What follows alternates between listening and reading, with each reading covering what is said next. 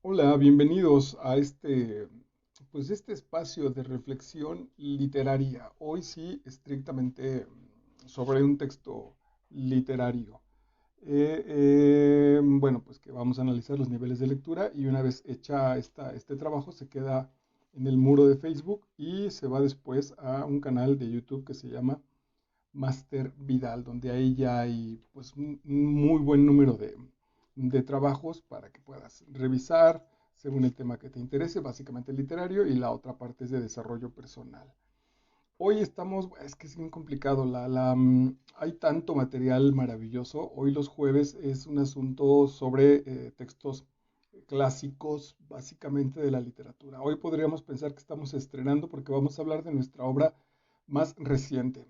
Hace rato que preparaba la charla pensaba que es muy emocionante poder trabajar. Nuestro texto más viejo es Edipo Rey, de hace 2500 años aproximadamente en Grecia, y hoy vamos a trabajar con un escritor mexicano, Guillermo Arriaga, que ganó el premio de una de las editoriales más importantes en el mundo de habla hispana, cuando menos, y posiblemente en el mundo entero, que es Alfaguara. Y la novela que vamos a trabajar, que ganó además el premio este año, en el 2020, está recién hechecita, recién premiada y seguramente también recién hechecita la novela. Entonces, eso es muy emocionante porque a mí me da la impresión de que este es uno de los textos que dentro de, espero, 2500 años, la gente lo lea, la gente diga, mira, vamos a leer esta novela del siglo XXI, de inicios del siglo XXI, cuando estén en el siglo XX, 40 y tantos, ¿no? Es maravillosa sería esa idea y entonces me emociona mucho cómo revisar algo que es contemporáneo de nosotros y de por sí, y además nos ayuda a eliminar este asunto de que tenga que pasar necesariamente por lo viejo. Sin duda pasa por ahí, sin duda las grandes obras se van revaluando con el tiempo. Uno de los grandes elementos de valoración del arte es que las generaciones lo van transmitiendo y después toma una carga mágica, incluso mítica, con respecto al añejamiento de la obra.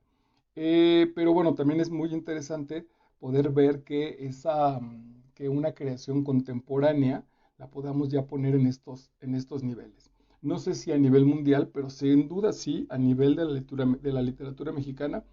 Hoy vamos a asistir a uno de esos textos que va a marcar época, que va a ser considerado dentro de este enorme bloque, maravilloso bloque, este canal, esta estructura que estoy realizando. Hasta ahora hemos revisado casi 50 libros, me parece. Bien pudiera ser solamente de literatura mexicana, eso está bien padre. No soy ningún nacionalista en realidad, sino más bien por este asunto geográfico y cultural, pues estos textos hablan de quienes fueron mis antecesores, tanto muy alejados en el tiempo como muy cercanos, y particularmente el de hoy, pues un mundo que habito, que es una especie de espejo. También pensaba que había una imagen linda con la literatura, que es como mirarnos a un espejo, pero el espejo no nos refleja nuestra imagen, sino nos refleja una especie de radiografía. Entonces, imagínate mirarte a un espejo y lo que te regresa a ese espejo es tu radiografía, es tu ser interior, son tus miedos, tu pasado incluso. Es mucho más emocionante en ese sentido. Bueno, pues por eso creo que el trabajo de hoy es muy, muy importante. Se trata de la novela Salvar el Fuego de Guillermo Arriaga. Como datos, el maestro Arriaga debe andar por ahí entre 50 y 60 años, nació en la Ciudad de México y entre muchas cosas que ya ha publicado y que es un tipo muy, muy, muy dinámico, su trabajo quizá más importante, el más reconocido hasta este momento, sea el guión de la película Amores Perros, que después dirigió con su ex amigo González Iñárritu, ¿no?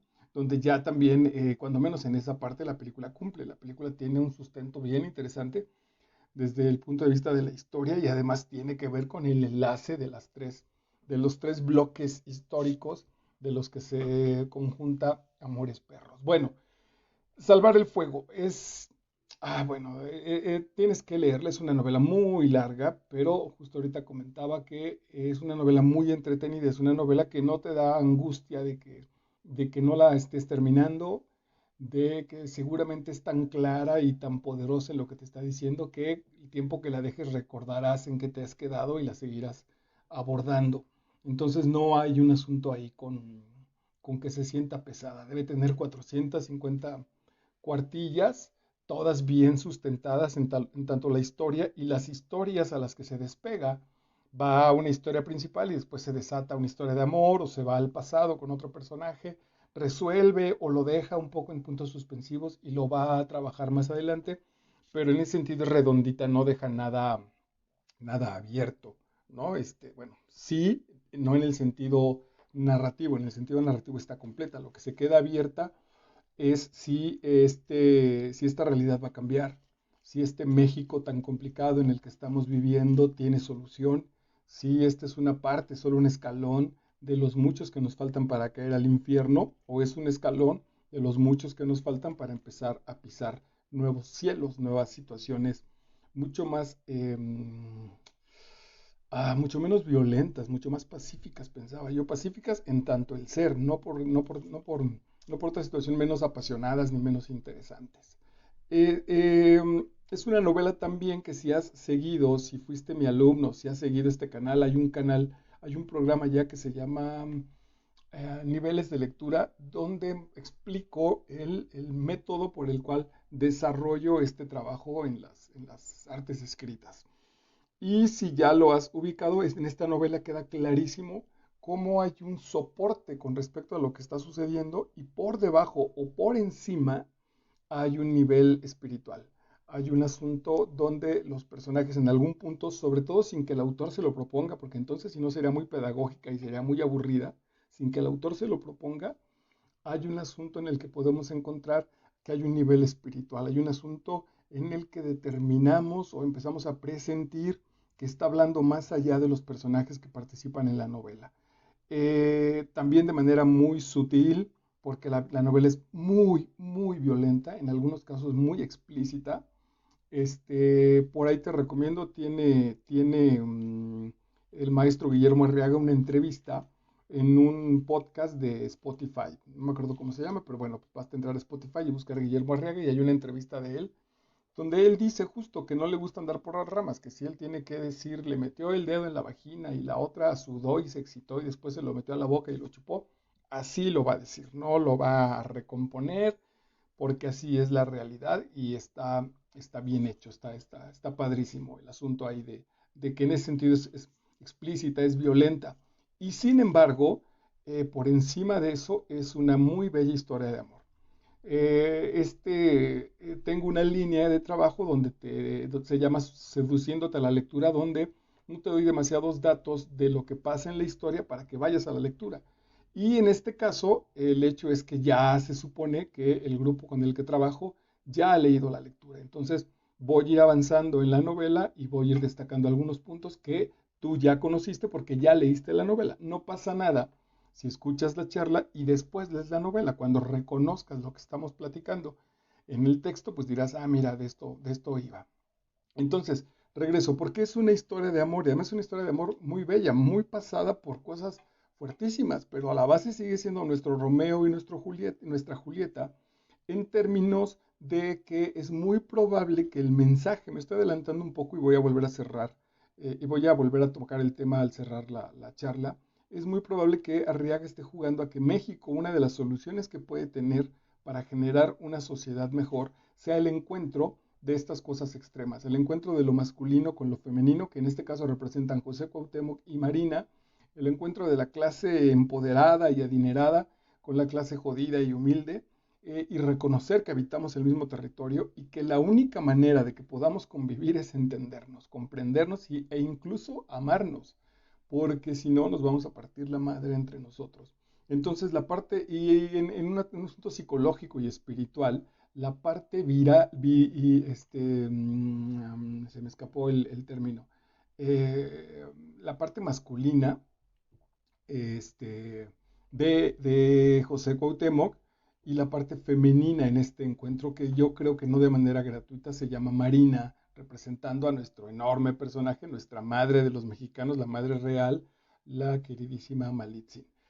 Arriaga juega, nos pone a una Marina ahora blanca, ahora de clase alta, ahora una niña bien, y este conquistador de nuestra historia se llama José Cuauhtémoc, con esta simbiosis de este nombre castellano, hebreo, judío, que esa es nuestra tradición con el Cuauhtémoc. Eso somos José Cuauhtémoc. Y vamos a revisar que el personaje es muy violento, muy complicado, muy entregado, gran amigo, muy amoroso, solidario, independiente, solitario, como cualquiera de nosotros. Y José Cuauhtémoc me parece que representa justo el carácter del mexicano. Por ahí había que revisar La región más transparente del aire de Carlos Fuentes y revisar justo al personaje. Mucho más intelectualizado, mucho más llevado a un asunto novelesco, claramente mítico, y acá no, acá lo tenemos que encontrar. Y entonces todos los avatares y todas las situaciones que pasan este par de personajes para encontrarse al final de la novela e intentar y revisar todo lo que han tenido que dejar. José Cuauhtémoc mató a su padre, esta mujer que, cual una nora mexicana, abandona a los hijos y al marido, sabiendo que es profundamente castigada y será rechazada por su hipócrita clase social, para al final de cuentas encontrarse y ver, no es un asunto donde digan y nuestros príncipes vivieron felices para siempre, será y nuestros príncipes intentarán vivir, porque la novela termina cuando José Cuauhtémoc todavía está en la cárcel y la otra en este viaje heroico, maravilloso, encuentra que su feminidad y su guerra interior no están en echar desmadre y partirle la madre a la calle y gritar y cortar penes de manera simbólica, sino en el arte, en la danza. Entonces también ahí podemos transformar nuestra realidad y nuestra lucha en arte. Somos un pueblo muy artístico, somos un pueblo muy dotado de sensibilidad y entonces quizá en vez de estarnos partiendo la madre con marchas, con plantones, con guerras de fifís contra chairos, etcétera, etcétera, es muy probable que hagamos las paces interiores, después las paces entre nuestros grupos y nuestro planteamiento al mundo venga a partir de una vida artística, de una vida alegre, de una vida solidaria, como, pues, como los mexicanos, más allá del folclore que puede significar eso, tenemos una situación para hacerlo.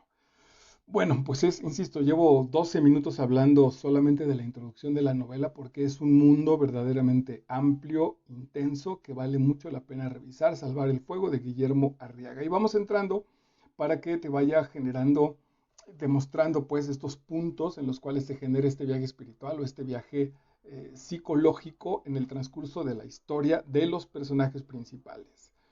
La anécdota mejor te la voy a ir narrando porque aunque es relativamente sencilla, igual puede ser un poquito tediosa repasarla. Me llama mucho la atención, lo trabaja muy bien el maestro Arriaga porque no sé hasta dónde haría él una investigación tipo social, cultural y después plantearía su novela o todo se lo aventó a partir de la ficción, todo está inventado. Tiene una distinción maravillosa porque se supone, yo creería que en la realidad él se enteró de algún taller literario en la cárcel de varones, en cualquiera de las cárceles de varones, y a partir de los escritos de los presos, él tomó seguramente los mejores, los más poderosos, y de ahí desarrolló una historia ya desde fuera. Esa es una posibilidad. Si eso pasó, este taller literario lo integra en la novela, es parte de la ficción de la novela. Y entonces cada uno de los capítulos los abre con una especie de prefacio donde se supone que es un texto de uno de los presos. Y algunos son verdaderamente escalofriantes y maravillosos. Entonces también empieza a haber un juego donde uno de los presos, sin ninguna formación literaria, incluso sin ninguna intención literaria, solamente la de participar del juego del arte, del juego estético. La novela también arranca, estos dos personajes se conocen porque el conflicto principal arranca porque Marina, que es una bailarina, es una coreógrafa, va a la cárcel a presentar un trabajo muy atrevido donde conoce a este tipo y ahí se ligan, ahí se enamoran. Eh, el tipo está ahí de manera, con respecto a la vida, de manera injusta está puesto en la prisión porque es un tipo preparado, muy preparado, ha estudiado muchísimo, habla varios idiomas, ha leído montones de cosas, tiene una sensibilidad muy desarrollada, tiene una memoria espléndida, pero tuvo un papá brutal, un papá castrante, tiene una infancia destruida, él y sus dos hermanos. Su hermana es alcohólica, un poco incluso hasta como ninfómana, es una mujer muy entregada a los hombres Y el otro tipo es mucho más tranquilo, genera una carrera mucho más sensata, sin embargo, él mismo se sabe muy lastimado desde su infancia. Estas son como las estructuras con las cuales arranca la novela. Bueno, entonces algunas de estas partes son muy emocionantes, las entradas de los capítulos de la novela. Yo no sé si fueron reales, si alguien preso las escribió o si se las está inventando el maestro Arriaga. No importa, pues están en la obra y entonces se trata de estudiar este universo. Y arranca justo con una especie de prefacio maravilloso al que él le llama manifiesto. Bueno, con esto cierro esta larga introducción. Salvar el fuego significa, ese fuego es el camino que atravesamos, ese fuego es el camino del purgatorio, es nuestro purgatorio existencial. No tiene que ver necesariamente con lo cristiano, solo lo estoy usando como un ejemplo.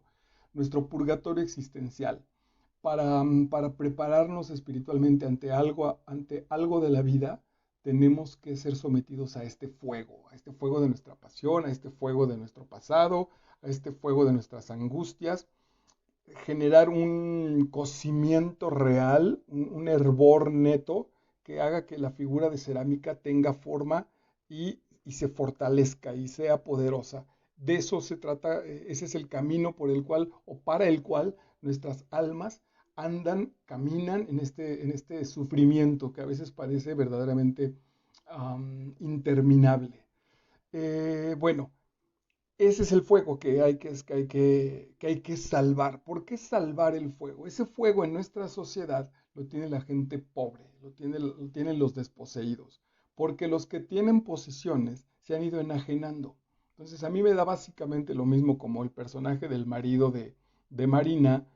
Si yo vivo bien, si yo tengo casa, tengo internet, tengo una esposa guapa, tengo mis libros, a mí me da lo mismo vivir en la Ciudad de México que en Miami o que vivir en Madrid. Si yo solo necesito una computadora para escribir, me da exactamente lo mismo. El asunto es que viva bien, si vivo, insisto, en la Ciudad de México o en una ciudad europea o donde ustedes digan. Entonces, esa comodidad va alejándome del asunto de donde estoy. La misma marca de ropa se puede conseguir en Frankfurt que en Guadalajara. La misma. Los centros comerciales son idénticos y tienen, de hecho, en un 80% ya las mismas marcas. Puedes comer la misma hamburguesa casi en cualquier parte del mundo. Bueno, entonces esa parte de nuestra sociedad le importa ya cada vez menos qué representa ser mexicano. Pero la banda no, el pueblo no. El pueblo sí tiene que resolver y el pueblo sí genera sus cuestiones. No en todos lados hay fiestas de 15 años, no en todos lados está el tipo que te presta lana, con el que empeñas, no en todos lados se puede transar con el policía o con la gente, no en todos lados puedes meter un pomo a escondidas, etcétera, etcétera. Todo lo que va generando nuestra cultura ya como tal mexicana, ese punto sí no está en todos lados. Ese sí es muy particular en muchas de las situaciones que tenemos que vivimos en nuestro país, que nos hace como un elemento cultural, es el crisol de esa situación. Bueno, ese es el fuego que hay que salvar. Si este país se va a salvar, será con esta inteligencia y con esta mirada hacia el mundo exterior y alcanzar las democracias más interesantes europeas, alcanzar los modos de vida de estos países desarrollados, pero también con la energía interior. Ese es salvar el fuego. Ese es lo que nos va a dar como mexicanos esta especie de unidad pacífica, pero también cargada, como yo decía, de pasión, con esa misma energía. Será la misma energía, dice Freud, que te lleva a asesinar a un tipo que es ser un médico y hacer una operación minuciosa y salvarle la vida a alguien. Es básicamente lo mismo. ¿Dónde la quieres colocar? Creo que sobre eso arranca. Bueno, entonces Arriaga arranca con un manifiesto, es decir, nos muestra qué es lo que voy a decir y de qué va, y es verdaderamente maravilloso. Lo voy a leer completo, no es tampoco tan largo, y dice el manifiesto, dice, con esto arranca la obra, para la siguiente página empieza la ficción. Entonces es un prefacio verdaderamente poderoso. Dice, manifiesto, este país se divide en dos, en los que tienen miedo y en los que tienen rabia. Ustedes, burgueses, son los que tienen miedo. Miedo a perder sus joyas, sus relojes caros, sus celulares. miedo a que violen a sus hijas, miedo a que secuestren a sus hijos, miedo a que los maten. Viven presos en su miedo, eso es muy importante, viven presos en su miedo, encerrados en sus autos blindados, sus restaurantes, sus antros, sus estúpidos centros comerciales, atrincherados, aterrados. Nosotros vivimos con rabia, siempre con rabia. Nada poseemos. Nuestras hijas nacen violadas, nuestros hijos secuestrados. Nacemos sin vida, sin futuro, sin nada, pero somos libres porque no tenemos miedo. No nos importa crecer entre el fango y la mierda, ni que nos refundan en sus cárceles, ni terminar en sus morgues como cadáveres anónimos. Somos libres. Podemos alimentarnos de basura y respirar el aire pútrido de los caños y beber orines y bucear en aguas negras y enfermar de diarrea y disentería y tifoidea y sífilis y dormir sobre heces y no bañarnos y apestar a sudor y a tierra y a muerte. No importa, resistimos. Ustedes con sus carnes fofas, fofas son aguadas, sus cerebros blandos, no sobrevivirían ni un minuto fuera de su miedo. Y por más que sus policías y sus ejércitos nos masacren, persistimos, somos imbatibles, nos reproducimos como ratas. Si eliminan a uno de nosotros, surgimos otros miles, sobrevivimos entre escombros, huimos por escondrijos. Ustedes se deshacen en dolor si pierden a uno de los suyos, se cagan con solo escuchar la palabra muerte. Nosotros no, somos libres, sin miedo, con rabia, libres. José Cuauhtémoc Huistlic, reo y da el número de reo y sentencia 50 años por homicidio múltiple. Aquí es donde se arranca el juego. Esto que en apariencia o cuando menos en la ficción es la expresión de un preso, esto determina la novela. Esta es la piedra desde la cual se va a fundar esta historia. Esta es la piedra del Macondo de esta historia de salvar el fuego. Es terrible. Porque además marca dos presos. Este preso literal en su cárcel con 50 y tantos años por delante, y los presos de afuera, presos de nuestro pavor, presos de nuestro miedo, con las distracciones que nos da la tecnología o la televisión o los viajes, etcétera, pero al final de cuentas siempre encerrados en la posibilidad de ser transgredidos, siempre aprisionados por nuestro propio temor, por el temor de los que están ahí a un lado, por las ratas que cruzan nuestras avenidas caras. Y arranca la novela. El momento que transformó mi vida. Acepté a sabiendas que a Claudio le chocaría ir. Habla Marina sobre la visita a la cárcel. Si yo hubiera rechazado la invitación, si Claudio se hubiese empecinado en que fuéramos a comer con sus padres como cada sábado, mi vida ahora seguiría igual, feliz, ordenada y previsible, y la relojería del desastre no se habría echado a andar. Me gusta, pues, es culto el maestro Arriaga, ha leído muchísimo seguramente, y aquí se empata con esa puerta que se abre, que ya también la tenemos reportada en nuestros trabajos de Máster Vidal, de la muerte en Venecia. Asenbach, un tipo limpio, pulcro, exitoso, que de pronto dice quiero salir de vacaciones, se empieza a sentir angustiado, abre la puerta, cuando da el primer paso y cierra la puerta, el mundo empieza a generarse en otro sentido, el destino se empieza a manifestar. El punto del destino es dile que sí, el destino está esperando, solo está esperando tu respuesta. Si es sí, ya arranca, en este momento arranca, no vas a oír campanita ni se van a abrir las paredes, a menos que sea una película hollywoodense, porque no es así de simple. Pero una vez que das el sí, la maquinaria empieza a generarse. Diría el maestro Paolo Coelho que en el Manual del Guerrero de la Luz, que diría que una vez que quieres algo, el universo conspira contigo para que eso se consiga. No siempre somos conscientes de lo que queremos. Es muy probable que pensamos que queremos algo, pero en el fondo estamos buscando otra cosa. El universo lo entiende y te lo va a entregar. Así arranca la novela en su primera página. Y me voy saltando las páginas. En la 13, por si estás siguiendo el texto conmigo, dice: tu temor era que un día no aguantaras el frío brutal y acabaras igual que ella, rígido y azul, con las cuencas de los ojos vacías, tumbado con la lengua de fuera, hinchada y violácea.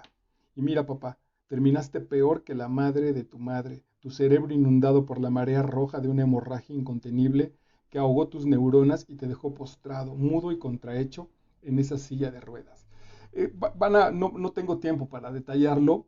El trato que recibe nuestro personaje principal, José Cuauhtémoc, y sus hermanos del papá es, es brutal. Ah, pero es brutal, brutal equivocadamente amoroso. En realidad el padre, dado los traumas que él vivió, su héroe principal era Benito Juárez, y dado los traumas que el padre vivió, sobre todo su complejo de clase, su complejo de inferioridad, no quiso que sus hijos lo tuvieran, y evidentemente no lo tuvieron, superaron ese, pero les creó uno brutal, que fue la ausencia del amor del padre. Por eso yo hablaba en la introducción de que esta es una novela muy mexicana que requiere amor. Es cierto que hay un orgullo ahí, hay un orgullo. Ayer preparé o antier, una cápsula sobre un texto muy lindo que dice que tenemos que salir desde nuestras heridas, desde nuestra inconformidad. La inconformidad es el elemento, es el motor que nos impulsa a generar un cambio. Si todo estuviera bien, no cambiaríamos, nos permaneceríamos en una espantosa mediocridad. Bueno, eso intentó el papá de estos niños, que no fueran a abusar de ellos como abusaron de él en términos sociales, pero los generó como soldados, literalmente, les ponía ejercicios verdaderamente brutales. Entonces José Cuauhtémoc, al padre, que era tan fuerte, tan poderoso, que tiene una relación muy complicada, porque además él siendo un indígena, culto, sin duda, se casa con una mujer española que dicen que es muy hermosa, pero muy apocada. Una especie de revancha también de este indígena que dijo, pues me voy a casar ahora con una española, cabrón, muy hermosa, que mencionan que es la tipa, muy guapa, muy fiel a su familia, y de la cual seguramente abusó de manera terrible en términos psicológicos, sin golpearla, sin lastimarla físicamente, pero sabiéndose usada, sabiéndose el pretexto para que sus hijos estuvieran ligeramente más blanquitos. José Cuauhtémoc, que es moreno, moreno con los ojos verdes, lo cual le genera también una belleza muy particular. Y la relación, por ejemplo, sexual del padre de José Cuauhtémoc con la madre es verdaderamente espantosa, pues, dice que todo el tiempo que la mujer está dedicada a sus hijos y el tiempo y al marido, pero de manera brutal, así, casi de esclava. Y el tiempo que tiene libre, este güey, lo voy a mencionar porque así está, se la coge. No le hace el amor, no la pasan bien, no van a pasear, sino él se la coge. Si ese momento libre son las 12 del día, las 12 de la noche, las 10 de la mañana, cuando a él se le pegue la gana, va por ella, le levanta las faldas y se la coge. Así, así de brutal. Y además los hijos lo saben, lo están viendo y no hay una explicación, no hay un sentido amoroso, lo cual en ellos ya provoca un rompimiento espantoso entre un papá absolutamente tirano y una mujer completamente aplastada, que para un niño esa información es un infierno. En la siguiente página dice, ¿qué pensaste cuando meses después José Cuauhtémoc, el hijo, nuestro personaje, aquí están narrando, hay tres voces narrativas. Bueno, hay una principal y luego narran Marina, José Cuauhtémoc y el hermano de José Cuauhtémoc desde sus diferentes perspectivas. En la historia, lo mismo que, o más o menos cercano en Amores Perros, nos damos cuenta que las historias van cerrando y van confluyendo en puntos que uno vio desde la derecha y el otro vio desde el centro, etcétera, etcétera. Dice el hermano, ¿qué pensaste cuando meses después José Cuauhtémoc, su primogénito, el hijo favorito, te roció de gasolina y te susurró al oído, el infierno sí existe? Y luego encendió un cerillo y lo arrojó a tu regazo para prenderte en llamas. ¿Qué pensaste, papá? Por favor, dime, ¿qué pensaste? Por eso José Cuauhtémoc aparece por primera ocasión en la cárcel, porque pues, es brutal, porque a partir de sus rencores infantiles, cuando es adulto, en una última instancia, creo que le ayuda al papá, ya en la silla de ruedas, y el papá le tira una mirada así de no soy ningún inútil, pendejo, y José Cuauhtémoc se harta y le rocía gasolina y lo prende. Y ahí muere el padre, el mismo hijo se lo chinga en ese sentido. Dice, rebasar los límites, no al extremo del trabajo físico, sino a los bordes de los abismos emocionales. Así crecieron estos chicos frente a ese brutal papá. De ahí esos enormes rencores. Porque dicen, a lo mejor no es el asunto que nos dejaras, de pronto los fines de semana crea unas jaulas para sus tres hijos y con una cuerda los eleva de un árbol, todo en su casa, en su jardín, los eleva de un árbol y todo el fin de semana lo pasan allí en la cárcel. ante el frío y la mañana y el sol, y por ahí les lleva de comer, la madre les acerca un poco de comida, creo que 2 sándwiches y 3 vasos de agua, y el domingo en la tarde los baja y ya les da ahí unos lleguecillos así de muy bien, mi guerrero, venga. Y los niños no entienden para qué demonios es ese asunto, ¿no? Y lo que implica es que era el fin de semana de Reyes o cuando era la primera comunión de los primos. No importaba, el asunto este güey estaba generando soldados para la vida y ellos no veían la guerra. Esta novela, también tengo ahí en Master Vidal una serie bien bonita que se llama El arte como terapia. Esto es a partir de un filósofo inglés, Alain de Botton, que trabaja sobre todo en el arte. Hay momentos en los que nos podemos detener para revisar nuestra vida. Esa es una de las misiones del arte. Cuando no entendemos algunas de las situaciones que están planteadas en los cuadros, no es que sea el pintor haya sido tonto, o no haya dibujado bien, o se esté burlando de nosotros. No, hay un momento en que lo dificulta para detenernos. Imaginen una carretera donde de pronto te encuentras un bache así terrible, así muy cabrón, y tú te quejas y dices, pinche bache, la chingada. Y de pronto aparece un letrero que te dice, ya volteaste a la izquierda a ver el paisaje, y entonces ya lo haces y dices, ay, güey, maravilloso. Y en lo que ves el paisaje, digamos que mágicamente la carretera se arregla y sigues tu camino. Eso debe generar el arte, te debe detener para decir en un momento dado, ay cabrón, esto está interesante. Lo digo porque mientras leía la novela, mi padre, por ejemplo, jamás fue de este extremo, de colgarnos así, de abandonarnos, ¿no? Un fin de semana, una cosa así, no llegó a ese extremo. Sin embargo, puedo detectar rasgos del personaje del papá con mi propio padre, esta especie de revancha, esta especie de mi papá estaba enojado del lugar de donde venía y entonces él quería preparar guerreros, él no quiso conocer a sus hijos y a partir de conocer a sus hijos determinar y saber quiénes son y entonces medianamente acompañarlos. Sino él dijo, aquí hay una pinche batalla, que hay una guerra bien cabrona y ustedes tienen que entrenar cabrón y ese entrenamiento era en el deporte o era en los estudios, ¿no? No había posibilidad de reprobar una materia, por ejemplo. Cuando uno de mis hermanos reprobó primer año me pareció una crisis familiar. Y si bien entonces no éramos los más talentosos, sí teníamos que estar adelante o cualquier cosa que hiciéramos la tenías que hacer con ahínco. No podías ir a jugar fútbol y pasarla y cotorrear. No, cabrón, tenías que, yo cuando menos, esa era mi experiencia, tenía que ser líder, tenía que intentar ganar, tenía que luchar, acabar sudando. Lo lograba porque, y en muchas cosas, seguro estoy muy agradecido con eso. En otras, el punto era cómo venía desde esa especie de revancha. Entonces, ahí en la novela tú te puedes detener y decir, a ver, ¿cómo fui? ¿Cómo, bajo qué circunstancias me educó mi papá? Me enfrentó a batallas que no había y por lo tanto no me dejó disfrutar la vida.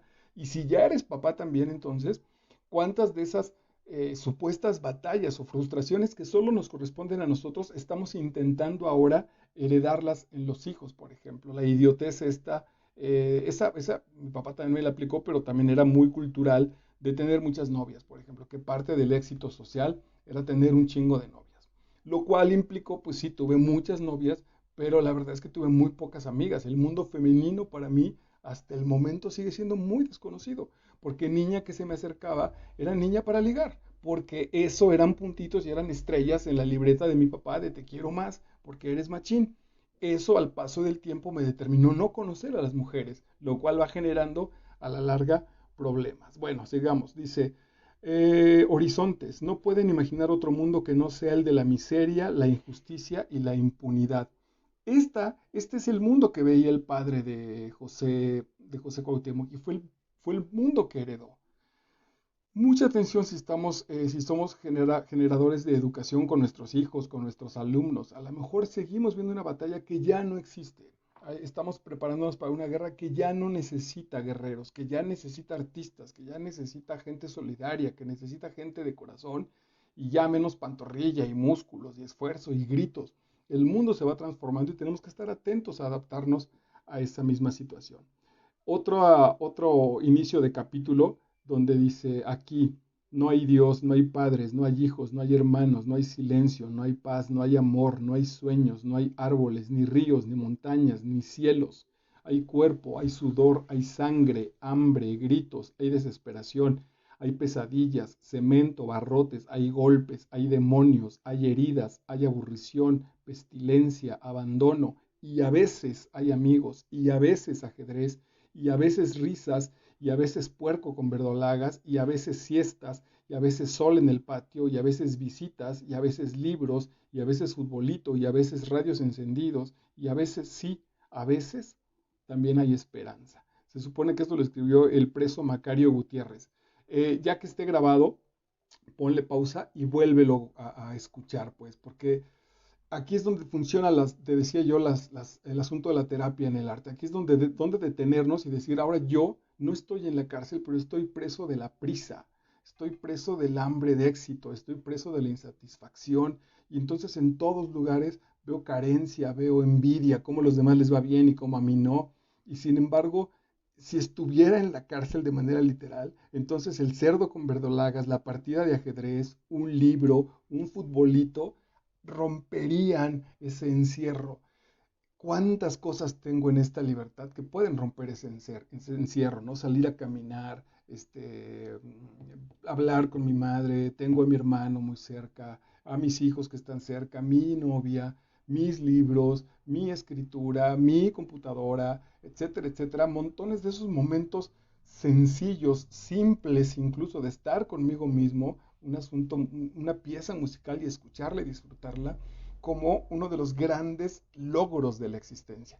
Al final de cuentas, si hoy que tengo 3 pesos en la cartera, puedo poner mi rola favorita y escucharla con todo el tiempo y con toda la paz del mundo, ¿para qué en ese sentido me afano tanto por trabajar un chingo y anhelo eh, este, generar riqueza? Si algún día, a lo mejor en medio de esa vorágine de camino por la riqueza, lo más que deseo será poner mi rola favorita en paz. Ese es el desmadre. Ya lo puedo hacer ahorita. ¿Por qué no lo disfruto? Ese es el asunto. Bueno, y esto desde la cárcel, pues es impresionante la reflexión que se genera. Acuérdense que esta cárcel también, no también, la base está en nuestra cabeza. Somos presos de nuestro miedo, nos dijo en el manifiesto. José Cuauhtémoc y a mí encerrados dentro de unas jaulas que colgaban de un árbol a 5 metros de altura. El ejemplo que les platicaba del papá. Solo así se van a hacer hombres. Me acuerdo de unos compadres. El compadre de mi papá era militar y una vez uno de los chamacos se pelea con otro chamaco. El chamaco le llevaba 40 centímetros de diferencia, era primo de él, de hecho. Y yo me acuerdo, eso lo tengo grabadísimo, como este compadre levantaba a su hijo chaparrito, el otro ya le había pegado, ya se había acabado incluso la pelea, y lo levantó del piso y lo aventó para que le pegara al primo. El primo le puso una patiza espantosa. Y el asunto del compadre era, te van a madrear, pero no te quiero tirado en el piso, cabrón. Entonces, si te van a pegar, que te peguen y que hagan lo que sea, pero tú no te caes. Y si te caes, te levantas a partir de un brutal sufrimiento. Pero un brutal sufrimiento del pobre chamaco, de los que estábamos ahí alrededor. Esos son los madrazos, donde este papá, si por ahí anduviste cerca, las tripas se te van a hacer así de, ay, cabrón. No sé si igual, pero el mío se parecía muchísimo. De nada me servían mi fuerza física, mi enorme caudal de conocimientos, si por dentro estaba fracturado. Ese con respecto a la infancia y después con respecto a muchas situaciones en la vida, cuando te das cuenta que no tienes el éxito que quieres, que no eres lo amoroso que podrías ser, que estás lleno de situaciones interiores muy lastimado y que tuvieron que ver con esto, porque papá se obsesionó en que estuvieras fuerte y en que supieras un chingo, pero no te pasó la medicina, no te pasó el alimento más importante, que es el amor. Que es decir, bienvenido a la vida, cabrón, bienvenido a los López, a los González, a los Vidal, y de aquí te amamos, cabrón, aquí eres una joya. Afuera hay madrazos, te recomiendo que entrenes, te recomiendo que estudies, porque afuera está rudo, pero siempre aquí vas a ser protegido, amado, admirado, querido, no tienes nada que hacer, cabrón, porque aquí es la olla de amor. De aquí puedes salir hacia lo que quieras afuera.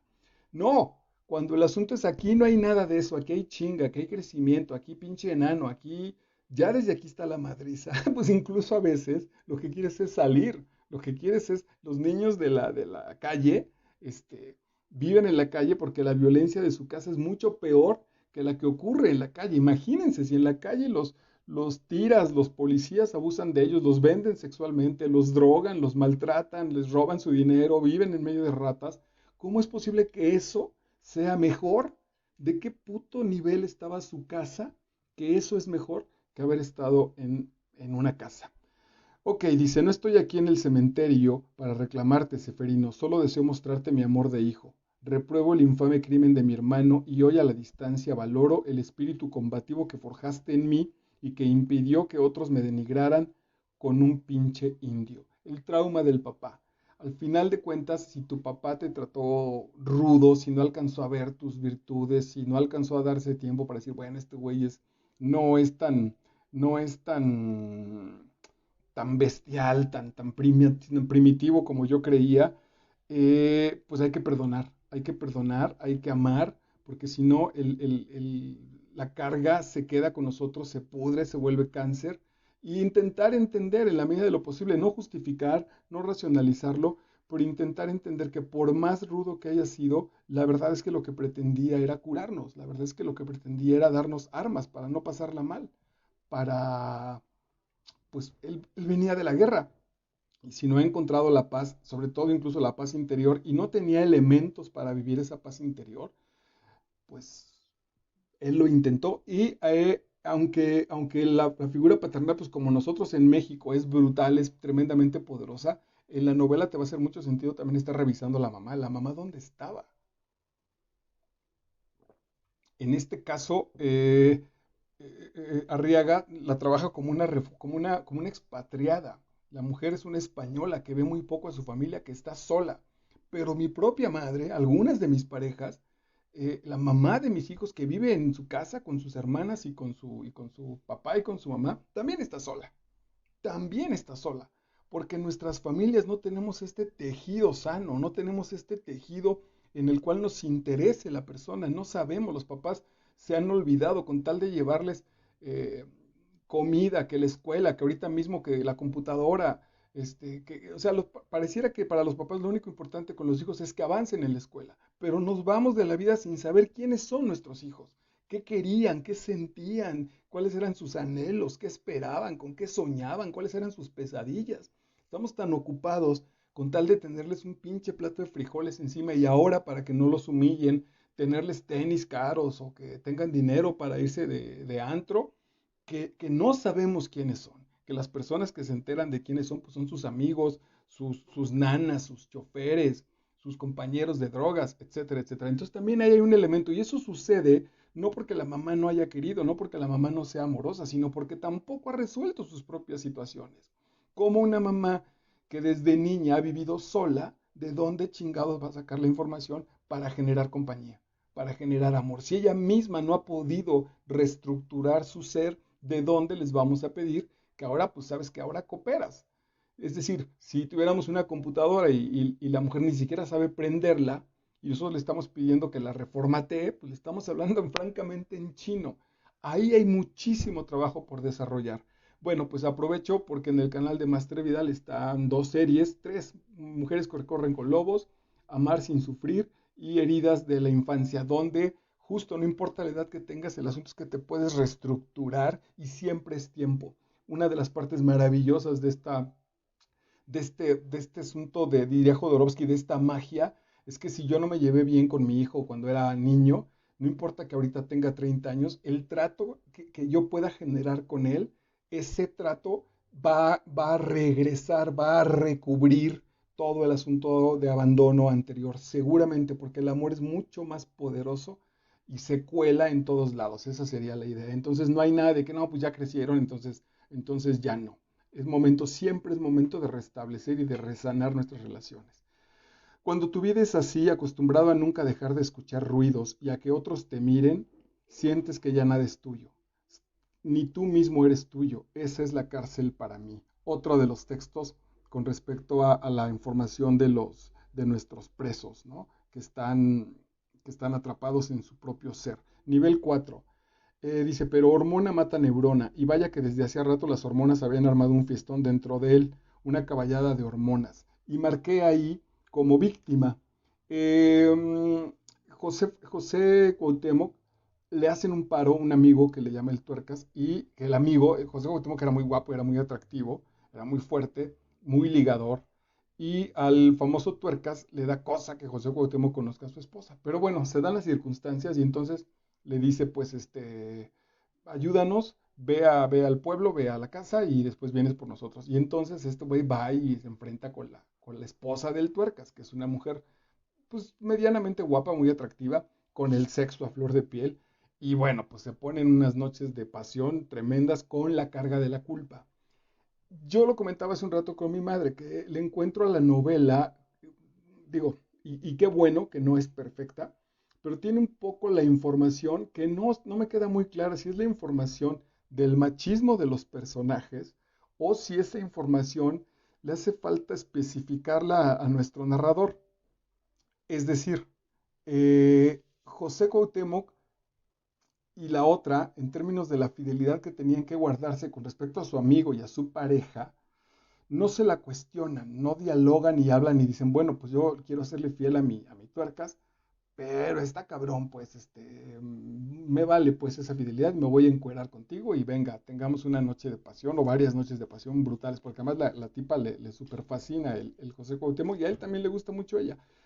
Pero el punto es que no hace responsable a sus personajes porque lo deja en la hormona. Es decir, yo quiero serle fiel a mi cuate, yo no quiero ponerle el cuerno, es mi gran hermano, no quiero engañarlo con su propia mujer, pero ¿qué hago si se me levanta el pene? ¿Qué hago con la hormona? Entonces eso a mí en lo nivel particular, en este momento, en el 2020, me parece que es información que se tendría que empezar a manejar. O avisarla o determinarla en la escritura y decir el personaje, es decir, lo voy a decir de una manera muy bruta, pero tendríamos que entender que el personaje tiene ese defecto, ¿no? Que sabrá muchas cosas, que tiene mucha información en otras, pero a mí me parece que José Cuauhtémoc podría tener la información de que él es dueño de sus hormonas, de que las hormonas aparecen, está la mujer guapa y el cuate dice, ¡ay, cabrón! Hace mucho que no estoy con una piel, esta mujer está súper chida, pero entonces asumes bien que eres un hijo de puta y que vas a traicionar a tu amigo. A mí se me hizo barato que dijera, pues fueron las hormonas, güey, es la biología, pues es el tiempo. No, ni madre, hagámonos, crezcamos, no me parece que es la madurez. Si es un acierto del personaje y dejarlo así por la falta de madurez que culturalmente tenemos, venga, pasa. Pero si no, a mí sí me parecería un pequeño descuido de nuestro autor. Anotaba, por ejemplo, ya en las noches de pasión entre estos dos, dice, bueno, jugaba con el lenguaje, puse si es necesario. Otro de los defectillos que le encontraba a la novela es que me parece que abusa de un lenguaje no soez ni grosero, sino como que se quiere hacer simpático. No sé si rinde una especie de homenaje a su juventud cuando haya leído la literatura de la onda, José Agustín, a Parménides García, etcétera. Eh, um, pero él abusa un poco, me parece que no le va con el rango de la novela, no porque sea serio ni mucho menos, sino que es un recurso que utiliza y después me parece que abusa de él. Dice, para hablar del ano, dice, metió la mano derecha bajo los calzones y con el dedo índice le acarició el anillo periférico. Después dice, bajándole los chones hasta las rodillas. La verdad, la huerca estaba potable para bebérsela completa. José Cuauhtémoc no hablaba así, era un tipo que no hablaba así, entonces me parece que ahí el narrador se quiere hacer el simpático y pudo haber aprovechado esas cuartillas para ir a la profundidad, para ir a determinar, por ejemplo, por qué soy capaz de serle infiel. Estaba trabajando en una obra de un personaje muy complejo y me preguntaba el director si yo sería capaz de traicionar, si yo en la vida, en mi vida, sería capaz de traicionar por poder. Y yo me di cuenta que no. Dije, no, la verdad es que sí he tenido varias oportunidades de portarme mal con gente a la cual pude haber engañado, pude haber dejado mal parada y yo adueñarme de su puesto de trabajo, de su lugar en la obra, etcétera, etcétera. Y no, el poder a mí no me llama. Pero cuando yo detecté y dije, ay cabrón, ¿sabes qué sí? Que sí sería capaz, no sé si de hacer, porque nunca he estado en esa oportunidad, pero cuando menos sí lo dudé, una mujer. Dije, ay cabrón, sí podría ser capaz, si la mujer de fulano, de quien sea, me gusta muchísimo, sí la pienso. No soy ningún infiel, muy pocas veces me he metido en broncas así. De hecho, que yo así premeditadamente diga, le voy a poner el cuerno a fulano y tal, jamás. Justo lo cuido mucho porque sé que ese es uno de mis puntos débiles. Sé que ahí sí, si algo ahí de pronto digo, ay cabrón, pues de pronto tu vieja sí está súper, güey, y me voy a aventar el riesgo, sé que ese es como mi talón, a lo mejor ahí sí diría, ahí sí la cago. Ahí hay conflicto, ahí hay un asunto verdaderamente poderoso de decir, ay cabrón, tengo una novia bien guapa, pero su prima, no manches, cabrón, se vuela la barda y además la prima me trata de maravilla, es coqueta, se ríe. Entonces ahí sí hay un conflicto importante. Si de pronto yo digo, va, bueno, me eché unos tragos y me zumbé a la prima, me parece que el carácter del personaje se debilita. Bueno, habla después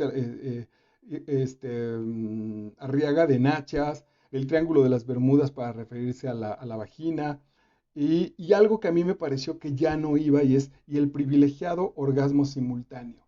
Ahí falta información, ahí hay información que si no tenemos un contexto adecuado, si yo hoy sé pues que la sexualidad es mucho más amplia, pero mucho más amplia, y que hay todo un mito con respecto al famoso orgasmo simultáneo, con el momento de venirnos los dos al mismo tiempo, es una fantasía, es absurdo, es una tontería, es una especie de logro que sucede, pero el día que sucede no es cierto, no ves campanitas, no oyes campanitas, no ves estrellas, no pasa nada, es una idiotez que nos hemos creído, como el famoso mito de bueno, particularmente mi noche de bodas, un día la voy a escribir o la platicaré, porque fue lo menos romántica que se puedan imaginar, fue casi absurda.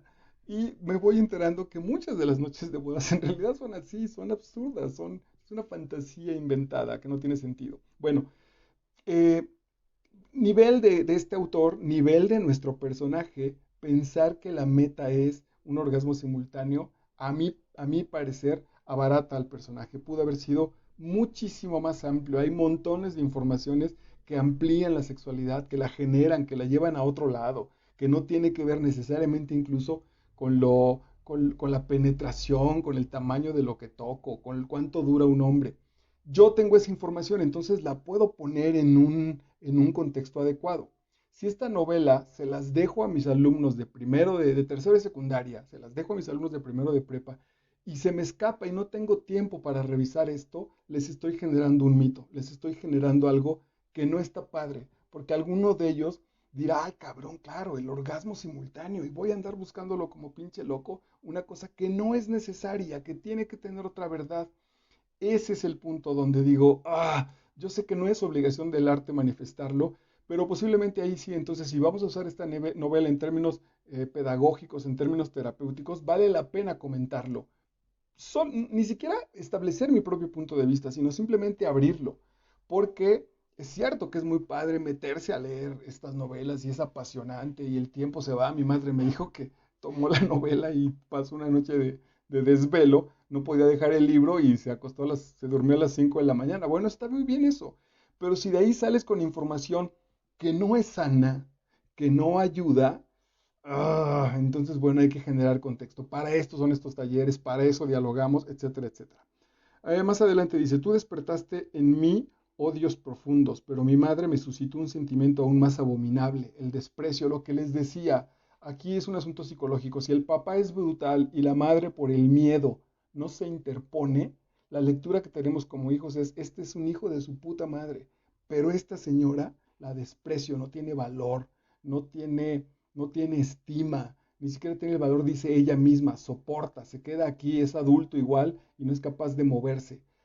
Eso en la estructura mental del niño es un cortocircuito brutal.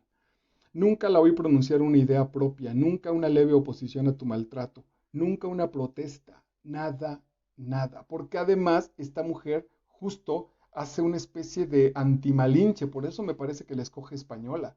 Está padre, el ejercicio es muy arriesgado y está bien padre, porque no es una cuestión de, ay, los españoles son bien chingones. A ver qué hubiera pasado si nos traemos una española y la sometemos al mundo del machín mexicano.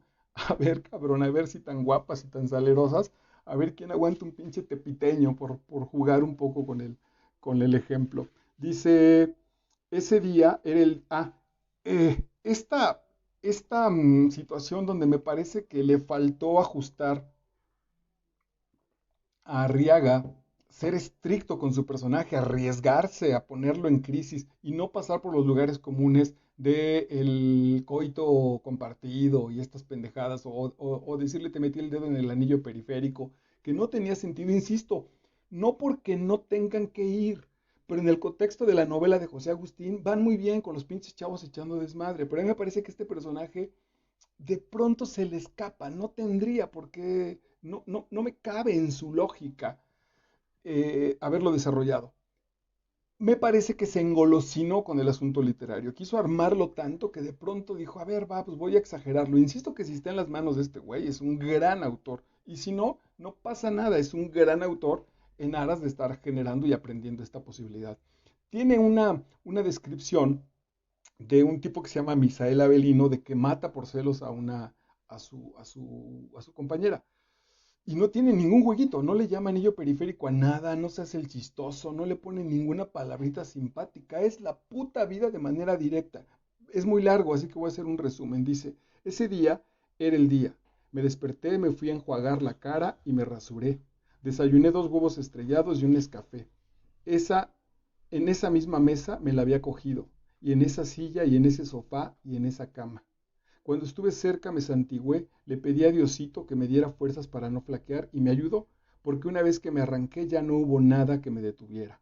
Yo llevaba la fusca en la mano, le metí un tiro, le metí un balazo en la mera frente, todavía me acuerdo de sus ojos llenos de asombro.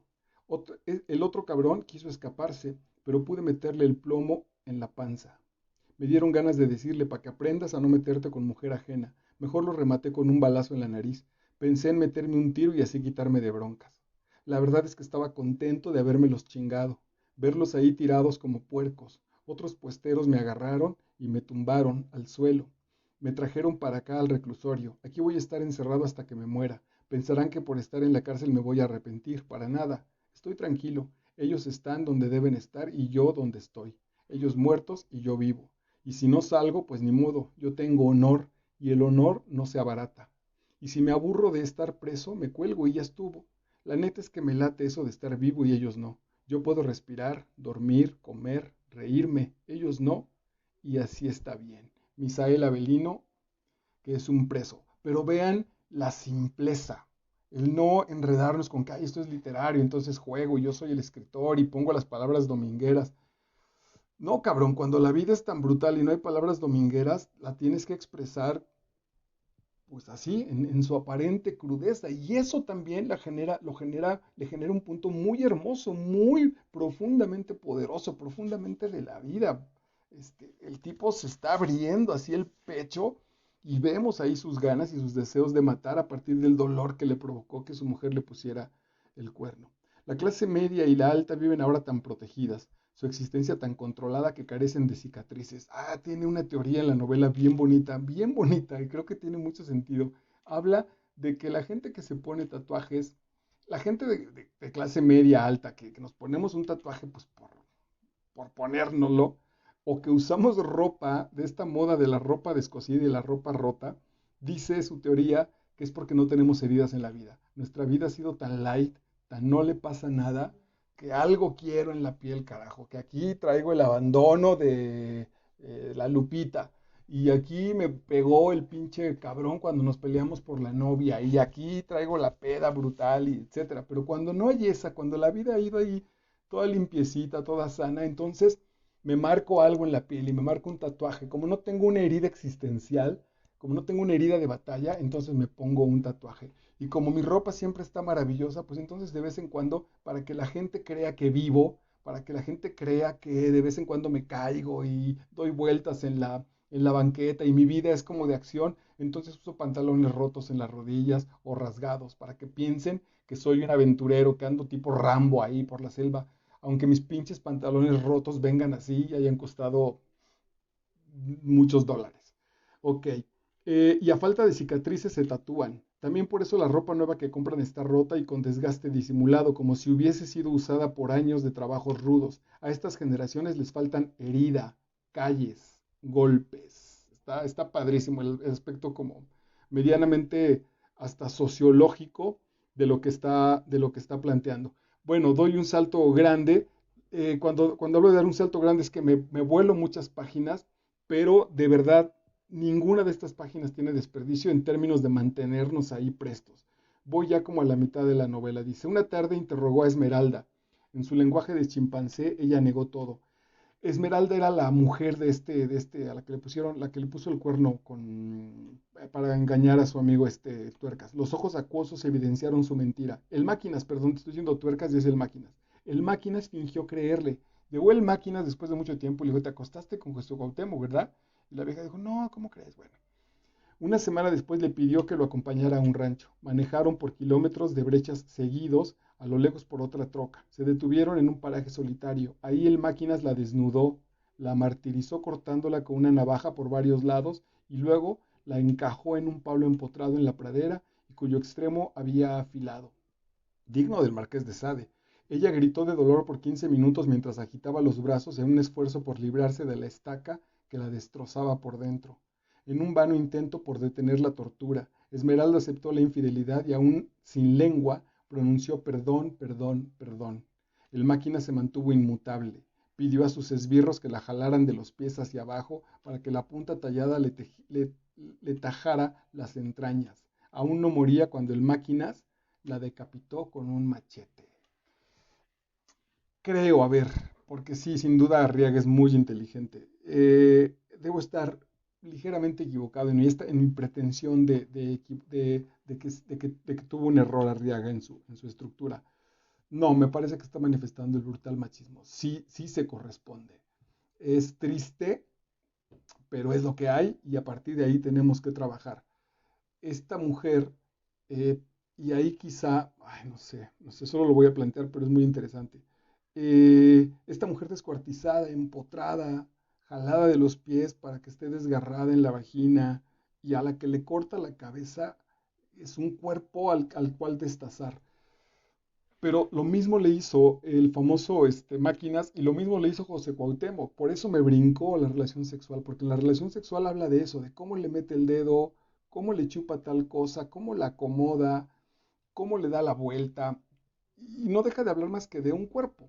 Entonces no tiene un ser integral, no tiene un ser espiritual, no tiene un ser humano la mujer. Es terrible que en ese sentido en nuestra sociedad las mujeres las estemos usando o para el placer sexual, las utilicemos para el placer sexual, posiblemente también el de ellas, seguramente, pero al final de cuentas solo como un cuerpo, y entonces no te corto la cabeza, pero te meto tal cosa. Y a lo mejor sí, pues te nalgueo y te pellizco y te rasgo y te araño, no al nivel de hacerte daño, pero relativamente cerca, porque lo que quiero otra vez es violentar tus carnes. Pero cuando esa intimidad sexual y esas acciones sexuales aparecen en esa relación, cuando me engañas, esa misma libertad que me abriste con tu cuerpo, si me engañas, esa misma libertad se transfiere, se traslada más adelante y pasa esto. Entonces te puedo cortar la cabeza, te puedo descuartizar, te puedo cortar la lengua, porque fuiste el maldito costal de carne que me engañó, el maldito costal de carne que se metió con quien no debió, con que era el amigo, etcétera. Es espantoso, es espantoso. Creo que tiene sentido con respecto a lo que estamos leyendo en la novela. Entonces un poco me desdigo, no de las cosas como simpáticas que quiso marcar, porque sí creo que de todas maneras no van con el personaje de José Cuauhtémoc, pero bueno, en términos de serle fiel a la historia, sí. Ahí es donde también tenemos que detenernos, diría Alain de Botton. Ahí detente y revisa que en mi relación sexual con mis parejas, con mi pareja actual, qué sucede, ¿no? ¿Dónde podemos jugar a esta situación y entonces pellizcarnos y disfrutar y tomarnos unos tragos tal vez y juguetear, lo que quieran, y donde ese punto no tiene que vencer el nivel de una parte de ternura, de una parte espiritual, de colocarnos en otro sentido, para justo balancear ese universo, ¿no? Que también la carne sea un elemento de comunicación espiritual entre nosotros y con la trascendencia, sin duda, porque nos urge, si no salimos de ahí, vamos a estar haciendo eso, para que yo entonces pueda entender con toda precisión y jamás traspasar el nivel en el cual yo violente a mi pareja, para que esta posibilidad esté cancelada. En otros de los textos he trabajado con el lenguaje, por ejemplo. Si la palabra violencia no le encontramos sentido, entonces la violencia va a desaparecer. Hay tribus todavía africanas que no entienden el concepto de propiedad privada. No lo manejan porque no lo viven en la realidad. Ok, bueno, sí, ya sabía que este novelón tremendo nos va a robar mucho tiempo. Bueno, en la página 200 dice que es casi a la mitad del texto, tiene 418 cuartillas. Después de mi experiencia con José Cuauhtémoc, podía asegurar que las cosas no se dan, se propician. Pulsiones inconscientes me empujaron a buscar la relación con José Cuauhtémoc. ¿Cuáles eran? Las ignoro, pero quien encuentra hace rato que está buscando, aunque no lo sepa. Esta es Marina, que tiene una vida burguesa, tiene unos hijos preciosos, tiene un marido exitoso, van a pasear al extranjero, conocen la nieve, conocen las playas, hablan idiomas, los niños son los clásicos niños que salen de la escuela y están en 200 ocupaciones que incluyen piano, danza, ballet, karate, etcétera, etcétera, equitación. Y de pronto ella sabe que no es feliz. Ella sabe que de vez en cuando al marido pues le abre las piernas, el tipo se sube, están 3 minutos y se duermen. Y a veces ella dice, lo que más me gusta de mi relación sexual es que se acabe. Entonces es una vida burguesa francamente plana, pero diría nuestro manifiesto, en nuestro personaje, pues a partir del miedo. Es una vida segura, ¿no? Es una vida con una camioneta blindada, con guaruras, con una colonia donde hay policías las 24 horas, con celulares que tienen números de emergencia, etcétera, etcétera. Conoce a este tipo en la cárcel y se prende. Conoce la parte bestial, que es otra vez, en el sentido simbólico, es el alma que conoce el cuerpo correcto y la experiencia del cuerpo. Y el cuerpo que a su vez dice, ok, esto está padrísimo, la chica está buenísima, perdón por el término, pero piensa, pero dialoga, pero tiene sentimientos, los manifiesta, tiene planes en la vida. Entonces, por supuesto que los dos se van a conectar. Me quedé recargada en la inmensidad de su pecho, una cueva donde refugiarme de mí misma. Ahí muy bien el maestro Arriaga. Podríamos, no es el caso en términos de la novela, ya alguien podría hacer una tesis sobre los personajes y las infancias de los personajes y cómo entonces el peligro de refugiarnos en la pareja a partir de lo que nos falta, a partir de nuestra carencia. Perdón, como no tengo una estructura que me proteja a mí misma, voy por la vida buscando un hombre que se encargue de mí. Si ese pobre hombre además apenas puede con él, imagínense la bronca que le estamos generando. Uno de quienes habían realizado el aseo regresó y se puso a espiar por entre las rendijas de la puerta de metal de uno de los cuartos. Esta niña fresa, esta niña bien, termina haciendo visita conyugal a este amante, a este José Cuauhtémoc. Y bueno, la visita conyugal es una cosa fuerte, ¿no? Es un colchón tirado en un cuarto que no tiene nada y que además ella se da cuenta que por 20 pesos un preso le dan permiso de ver, de espiar a estos todos haciendo el amor y él masturbarse afuera. Es, sí, sí, sí, pensaba en el Marqués de Sade, pues es infernal, ¿no? En la Divina Comedia, es infernal lo que pasa. Y ahora, el asunto es que eh, no sé si valga la pena como reflexionar, ir a buscarlo, pero esta novela no hace más que abrir una ventana de una realidad que está aquí. Yo vivo a 15 minutos del reclusorio norte. Esto que estoy leyendo es una ventana porque me abre esa perspectiva de lo que está pasando allá. La vida, quiero acercarme a un asunto así, pero también desde mi trabajo, desde mi ética, desde mi situación existencial, cómo ayudo, cómo coopero para que esa situación desaparezca, para que la dignidad de todos, al final de cuentas, de chairos y fifís, sea la mejor, porque soy parte de eso. Esa es quizá una de las reflexiones que podemos generar. Me quedé en shock mientras el custodio reía divertido. Me volteé para no verlo. Me horrorizó pensar que hiciese lo mismo con nosotros, ser el show porno de un pervertido. Bueno, ahí en ese sentido también ella está hablando desde el nivel del ego, ¿no? Desde el nivel de sus propios prejuicios, que como los prejuicios los podemos ir curando o cuidando con dinero, ¿no? Es decir, a lo mejor ella, de hecho le sucede, puede pagar una suite privada en la cárcel con bebiendo champán y con calefacción y un asunto como si estuvieran en los mejores hoteles del mundo y con privacidad, que al final de cuentas no es tal porque la terminan grabando, y como la gente que no tiene, pues tiene que meterse a esos cuartos, hacer visita conyugal a sus maridos, permitiendo que los demás presos la vean, etcétera. Terrible, a partir justo de esta protección que puede en ese sentido darnos el dinero. No es que lo aborreciera por ser él, sino porque yo era en comparación con él. Esa es la más intransitable de las envidias, la que se coagula en el estrecho pasaje hacia la confianza de uno mismo. Esto se refiere a que ella en la relación con José Cuauhtémoc, pensar que ella es una niña bien, frente a este güey preparado, etcétera, pero que al final de cuentas pertenece a otra estructura social, cuando menos está ahorita puesto desde la cárcel, ella odiaba esa parte. Aquí es un asunto absolutamente de nivel 4, absolutamente de nivel psicológico. Hay una cosa, en YouTube está y lo trabaja la maestra Virginia Blanes, que se llama la proyección del espejo, más o menos se llama así, que es todo lo que nos molesta en una persona, es lo que está reflejando en nosotros. Por eso lo podemos distinguir. Entonces, estos niños fifis que también de pronto se dan cuenta que tienen pasiones y que tienen ganas de masturbarse y que se calientan y que son calenturientos, como la más jodida de las niñas pobres, ¿no? Y por su lado, estas niñas pobres que con un poco de trabajo, con un poco de educación, son capaces de generar situaciones románticas o de generar situaciones intelectuales como la mejor preparada en los colegios más caros del mundo. Porque eso somos, al final de cuentas, esas dos partes determinados por diferentes circunstancias. Si me preguntan, pues sí, sí me arrepiento de haber matado a mi abuelo. Eso pasa por andarme heredando su carácter, otra vez el término de víctima.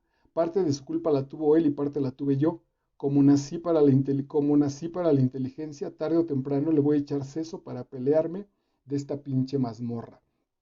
Es un pequeño cuento de uno de los presos. Una vez que generan este taller literario, uno de los presos se inventa esta historia que es por otro lado real, de cómo mató a su abuelo a partir de que lo estuvo chingando a martillazos, lo desapareció. Para no enloquecer se dedicó a pensar historias. Hay una parte fuertísima donde a José Cuauhtémoc, parte de lo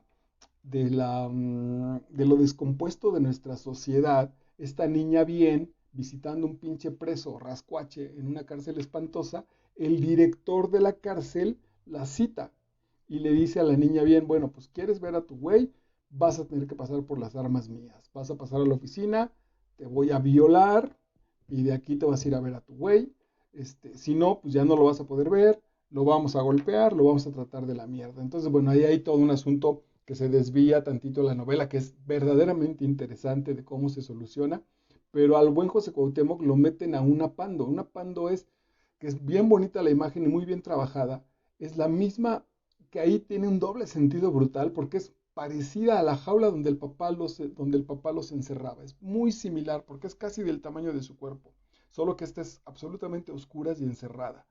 Bueno, ahí este cabrón pasa su proceso más brutal y más radical de prueba del amor de él por ella, porque ahí para ese momento José Cuauhtémoc ya está enamorado, lo que este salvaje entiende por amor, pero ya está muy enamorado de ella, está muy esperanzado con ella, y dice, bueno, pues hay que pasar por esto, venga. Y pasa un tiempo récord, un tiempo que pudo haber enloquecido. Esa parte es muy apasionante de leerla porque abren apenas tantito y entonces los ojos le lastiman, lo dejan salir una vez cada 48 horas, me parece. Y lo primero que sale es hacer ejercicio y entonces uno dice, pero ¿de dónde? ¿Cómo? Y el cuate dice, porque necesito oxigenar el interior de mi cuerpo porque si no me voy a gangrenar o esta parte se me va a caer. O sea, además con una situación todavía pensante, es apasionante el punto. Y la cabeza la va a utilizar en memorizar las obras que va a escribir. Entonces empieza a generar memoria para que esté trabajando en la cabeza. Aún así, termina por enloquecer un poco porque termina por crear una especie de voz fantasma. De manera que cuando al final de cuentas sale, todavía no distingue, tarda un tiempo en distinguir si no está soñando un verdadero Segismundo en siglo XXI y de manera a la mexicana, es decir, brutal. Para no enloquecer se dedicó a pensar historias, crear ficciones como único rescate. Eso también tiene que ver mucho con el asunto de la humanidad. si no creáramos ficciones, tal vez nos volveríamos locos. Entonces, finalmente, benditas ficciones que están puestas aquí de manera tan cruel, o en Justine o Juliet del Marqués de Sade, y que poco a poco se han ido despegando de nuestra realidad, aunque sin duda todavía están ahí puestas. Cuando saliera del hoyo, le bastaría sentarse frente a la máquina de escribir para metabolizar el torrente de páginas acumuladas. Una obra magna creada desde el agujero negro de la existencia, un monumento de amor construido con palabras. Me parece que también aquí es el punto medular de la novela de Guillermo Arriaga. Aquí lo encuentro en el centro de su propia producción, de él mismo diciendo, ¿qué voy a escribir? Esto, cabrón, de esto que me duele, de aquí va a salir este universo que se va a llamar eh, Salvar el Fuego como novela. Y la vive también en este hermoso paralelismo con el personaje. A partir de aquí, de este pinche encierro y de este dolor, desde esta última flama de amor que queda en el pecho, diría Fito Páez, ese diamante que todavía por ahí dio un destello, ese pinche destello me va a decir, hay algo, cabrón, pues de ahí me agarró con todo, literal, con todo lo poco que me queda, nunca mejor usada la frase, con todo lo poco que me queda para no pirarme del mundo. Un edificio erigido de la nada cuyos planos diseñaría en un braille cerebral, la literatura una balsa salvadora en el gigantesco y oscuro océano de 1,30 m por metro. Es decir, otra vez, pues cómo la literatura, el arte en general, la literatura en particular, nos va a salvar de la locura, nos va a salvar del terror, nos va a salvar de la miseria que somos los seres humanos. Eh, la ficción es posible que sea ese maravilloso escape para no enloquecer de terror, para no, pues sí, para no, como decía el tipo de la cárcel, esa última esperanza de decir las cosas así están bien, ellos muertos y yo vivo, yo respiro, yo tomo agua, yo veo el cielo por la ventanita de mi celda, pero así es y eso está bien, porque si no, tomo la pistola y yo mismo me pego un tiro. Ok, bueno, miren, el tiempo me está ajustando bien. Dice, ok, estamos de regreso. Dice en la página 378, Kintsugi, el arte de reparar cerámicas quebradas. Ah, el otro día estaba intentando encontrar de dónde había sacado esto. El arte de reparar cerámicas quebradas. Mezclan la laca urushi extraída de plantas con polvo de oro y con esta mixtura la pegan de nuevo. Cubierto de filamentos dorados, el objeto adquiere belleza y resistencia antes no contempladas. La belleza extraída de las heridas, aunque me taches de cursi, ese breve encuentro con José Cuauhtémoc permitió reparar mis rajaduras. Este es muy bonito. Estamos madreados. Ser mexicano es estar madreado. Es venir puteado por... hayas nacido hace 70 años o estés naciendo en este momento. Vienes a un país en crisis, violento, terrible, azaroso, misterioso, complejísimo y con muchas situaciones en contra. No pasa nada, las curamos, cabrón. Estamos heridos. ¿Qué se les hace a las heridas? Se curan y además se curan de manera amorosa para que después esas mismas heridas nos sostengan. Nos tocó la generación de los madreados. Bueno, pues esos madreados trabajan y buscarán generar generaciones con menos cicatrices hasta que tengamos una donde sea un lugar maravilloso, donde nacer en México, todos los angelillos digan quiero ir a nacer a México porque está de poca madre. Es nuestro trabajo, es nuestra labor desinteresada, no sabemos cuántas generaciones faltan para que mi sueño se cumpla, pero hay que hacerlo. Hay que reestructurar nuestra belleza interior, llenarla con este polvo de oro y restablecer esa vasija, por muy madreada que sea, esa es mi vasija. Y si bien entonces ya no carga flores o lo que quieran, bueno, pues me acompañará para tomar agua o la puedo regalar o la puedo convertir en una hermosa maceta. Yo decido si la mando a la mierda, si solo la aplasto, la hago polvo y la vuelo en el mundo, o la regenero de amor y me siento orgulloso de sus heridas porque ahora sirve para esto y tiene esta capa dorada. Este kintsugi, de esta tradición oriental, es lo que hace también, lo que pretende hacer la literatura con nosotros, es lo que pretendo que suceda con estas cápsulas, que nuestras heridas tengan un sentido, que no sea una existencia que solo se haya desperdiciado. Se había gastado un cambio en mí, se había gestado, perdón, un cambio en mí, a un embrionario, más cambio al fin. Dejaría de batallar contra los demás y sobre todo contra mí mismo. No había necesidad de hacerlo más, ya había hallado la pieza faltante. Este encierro del cual les venía yo platicando es el que vive José Cuauhtémoc, de ahí sale.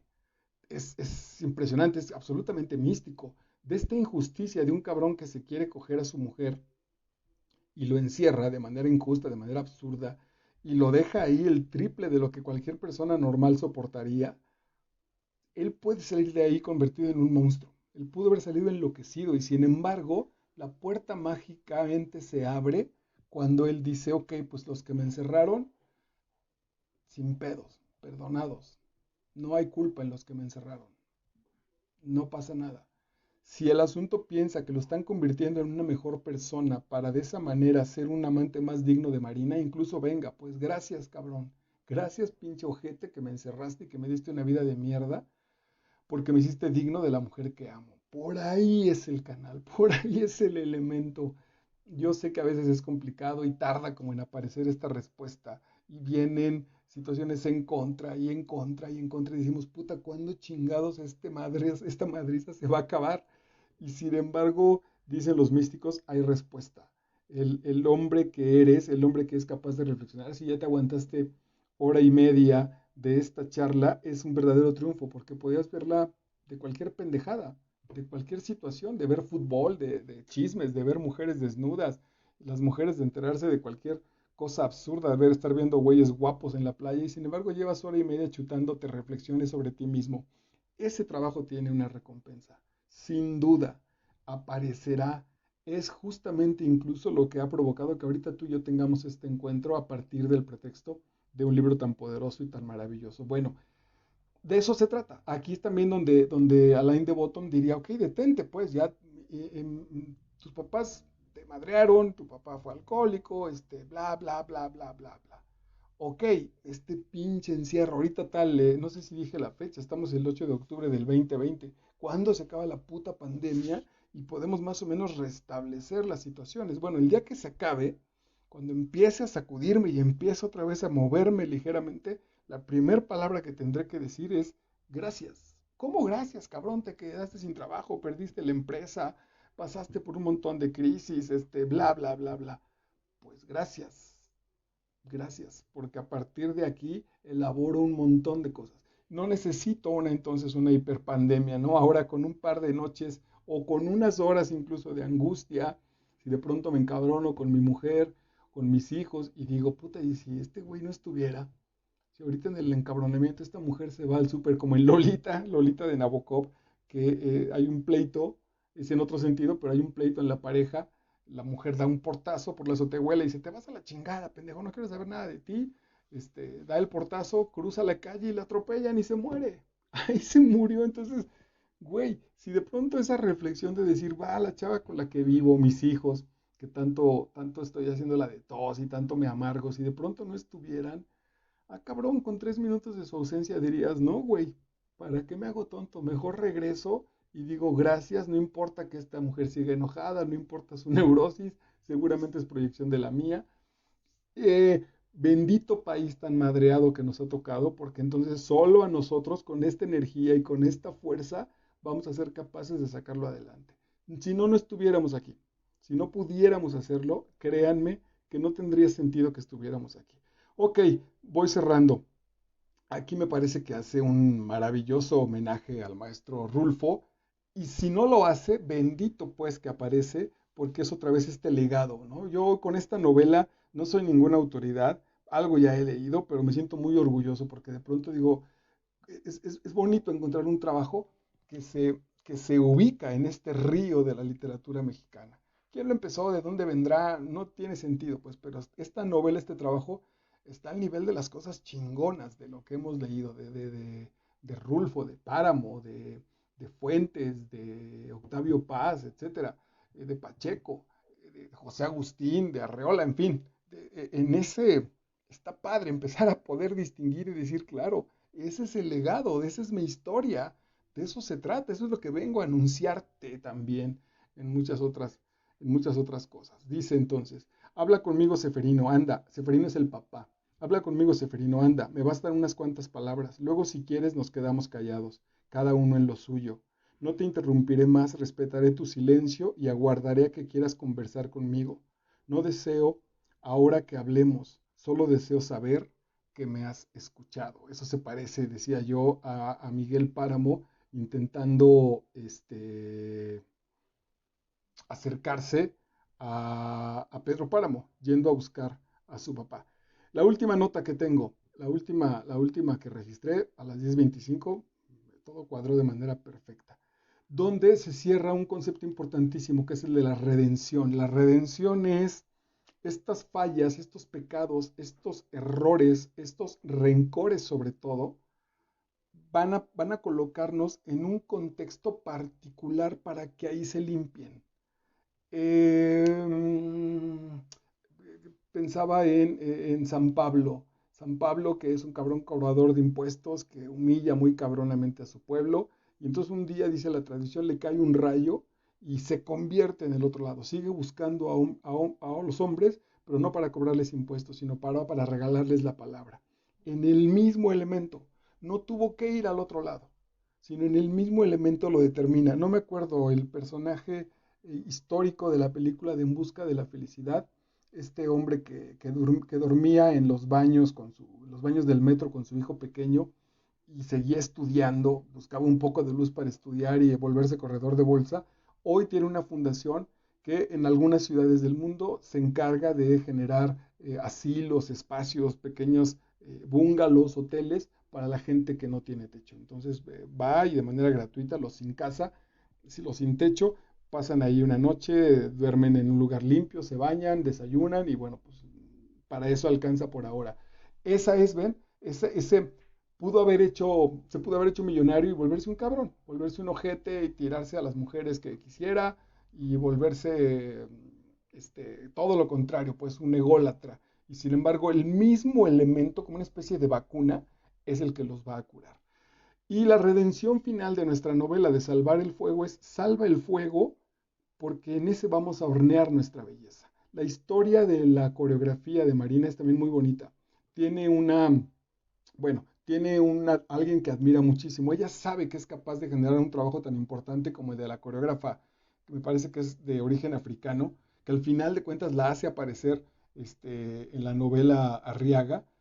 Ella sabe que tiene la fuerza de esa coreografía, de esa coreógrafa, pero algo le falta. Y lo que le falta es libertad. Lo que le falta es el poder de creer en ella misma, no desde el asunto intelectual, sino desde las tripas. Y entonces, bueno, pues el precio que paga, todo paga un precio, el precio que ella asume, pues es el abandono de su familia, el desprecio de su grupo social, y a partir de ahí también encuentra entonces cómo las coreografías, cómo su situación artística empieza a generar ese poder, como si volviera a encontrar el hambre con la cual entonces nosotros generamos las grandes situaciones artísticas, incluso las grandes situaciones en la vida. Esa es la redención de la parte femenina de nuestra historia. La parte de redención de José Cuauhtémoc, ella le dice, prométeme que ya no vas a matar a nadie, aunque tuvieras que matarlo. Y entonces el güey, que era una especie de Rambo, de que se los iba quitando, hacía disparos, tiene oportunidad de matar a alguien, casi lo amerita, y el cuate dice, va, se lo prometí, y entonces ya no. Ahí está la parte masculina, la violencia usada para cargar a mis hijos, para hacerles cosquillas, para levantar el pinche refrigerador y que mi mujer pueda meterle el trapeador o la escoba y barrer abajo. Para eso es la violencia, para hacer el amor y sudar junto con ella en una noche apasionada. Para eso es la energía masculina, no para andar madreando y humillando a nadie, mucho menos a los hijos, humillando a la mujer, etcétera. Y la otra parte que me parece que es el gran regalo masculino es la paciencia. Porque José Cuauhtémoc pues estuvo preso en su casa por el brutal padre que lo crió. Después, cuando lo mata, pues va preso a la cárcel. Después está preso de las culpas, está preso de la traición que le jugó al Máquinas con esta mujer. Está preso de que lo está buscando la mafia para matarlo. Está preso literal por las cosas, por los juicios que está esperando que sucedan, pero tiene esperanza de salir y por lo menos ya dejó de pelear en su encierro. Ya, ya no está peleando con él mismo. Ya está tranquilo. Quizá ahí hay un elemento masculino muy importante. No tiene nada que ver con la resignación barata y dejarnos a lo pendejo. No, es saber usar nuestra energía. Revisar que los madrazos que estoy tirando no le estoy pegando a nadie más que a mí, más que a mi propia sombra, como esta que está aquí a tu izquierda en la pantalla seguramente. Entonces yo ahorita me destrozaré el codo contra la pared intentando eliminar la sombra que soy yo. Entonces ahí está la sombra, poco a poco irá disolviéndose, llegará más luz, llegará la luz y ya estoy aquí yo de manera paciente, de manera amorosa conmigo mismo. Eso queremos para nuestro interior y es posible que esa también sea la reconciliación que nuestro país necesita a partir del arte. Bueno, leo la última anotación justo a las 10:30. Me conmovió verlas con tal enjundia y pasión, habla de sus bailarinas. Algunas de ellas jamás volverían a pisar la calle y ahí se encontraban dispuestas a dar lo mejor de sí mismas para una coreografía que era probable que solo vieran ellas. Es muy bonito porque ella va a dar un taller de danza a la cárcel de mujeres. De hecho, estuvo presa un tiempo y ahí ella genera ese taller. Y entonces es hermosísimo porque el arte sin duda, pues, de manera profesional, etcétera, está para que los demás lo vean, pero mientras se gesta, mientras se está trabajando, es una gran cosa, es una cosa maravillosa, es una cosa hermosa, como el amor sexual, como el amor filial, que no tiene ningún sentido hacerlo, pero lo hacemos, es profundamente gozoso y no estamos esperando ninguna recompensa. No, no en ese momento. Acabo de venir de grabar un cortometraje y es bien interesante porque platicaba ahí con alguien, me decía, ¿cómo le hacen? Le digo, la verdad es que no te lo puedo decir, solo sé que sucede porque hay 40 personas alrededor de mí, de mis compañeros actores, con una cámara aquí apuntándote, y de pronto cuando se escucha acción, las 40 personas desaparecen, no, no de manera literal, pero solo estoy concentrado en decirle lo que le tengo que decir al supuesto personaje que está frente a mí, que en este caso es una cámara. ¿Cómo sucede? No sé, pero es muy gozoso. No tiene precio, no puedo decir por esto te cobro 3,000 pesos o 30 pesos. Solo se hace porque nos queremos divertir. La historia es, ya te invitaré al estreno, la historia es muy fuerte, pero solo lo hacemos por hacerlo. Y si no lo ve nadie, si este corto incluso ya no se hace, la acción como tal ya quedó grabada en mí. De eso va a vivir. Mañana levántate o duerme hoy de manera maravillosa, no lo tiene que grabar nadie, no tiene que haber un Big Brother, porque al final de cuentas el proceso y los resultados de ese proceso solo son para tu propia existencia. Entonces estas mujeres que bailan en esa entrega, que bailan desde la cárcel y que se entregan como si estuvieran en el mejor de los teatros para danza del mundo, y que es probable, porque saben que ese es el mundo de la cárcel, que si mañana el jefe de la cárcel, el director de la cárcel dice se acabó, estas pendejadas ya no se hacen, pues ya no se harán. ¿No? Diría, no lo sé de manera directa, me han platicado que lo dice el maestro Luis de Tavira, que dice, haz tu función como si fuera la última, sal a dar esta función como si fuera la primera vez que la actúas y como si fuera la última vez que la haces. Si aplicamos eso en la vida para abrazar a nuestro hijo, para ir a trabajar mañana, para dormir, si hoy me dijeran, hoy es la última noche que vas a dormir, para lo que sea, para bien o para mal, ya sea que te pases desvelado o que nunca lo necesites, pero hoy será la última noche que tengas esa experiencia de lo que es dormir. ¿Qué harías, cabrón? No, entonces yo creo que sí diría, oye, relájate y sueña de poca madre porque será la última. Bueno, ¿por qué no lo hago así todas las pinches noches? Me paré en medio del salón, las demás se colocaron a mi alrededor atentas a mis instrucciones. ¿Listas? Pregunté. Asintieron. Muy bien, comencemos. Aquí sí hay que decirle gracias y rendirle después vendrán homenajes a esta novela que seguramente tendrá una larga vida. Es una gran novela. Aquí hay un hallazgo maravilloso. Termina con el principio. Dice entonces, ¿listas? Pregunté. Asintieron. Muy bien, comencemos. Que una novela, que el final, que la última palabra de una novela sea comencemos, no es gratuito, carajo. Es verdaderamente maravilloso. Nos dio la estructura y nos dijo, aquí va a pasar esto. Ustedes los que tienen cosas viven con miedo, están escondidos, están presos de su miedo. Nosotros somos unas ratas, nos reproducimos, da un pinche caos brutal, espantoso. Bueno, ese caos va tomando forma, va matando, la mujer está sin cabeza porque la mata su marido, la otra que lo matan por el amante, hay niños destripados, es horrible la realidad. Y nosotros, en vez de decir, ok, ya se acabó, no, se acabó para que empiece. Es el momento de generar el principio. Aquí te diría, pues citando las palabras de la novela, después de leerla, después de reflexionar, ¿estás listo? Y si me contestas que sí, pues lo que sigue es muy bien. Comencemos a reestructurar nuestra vida.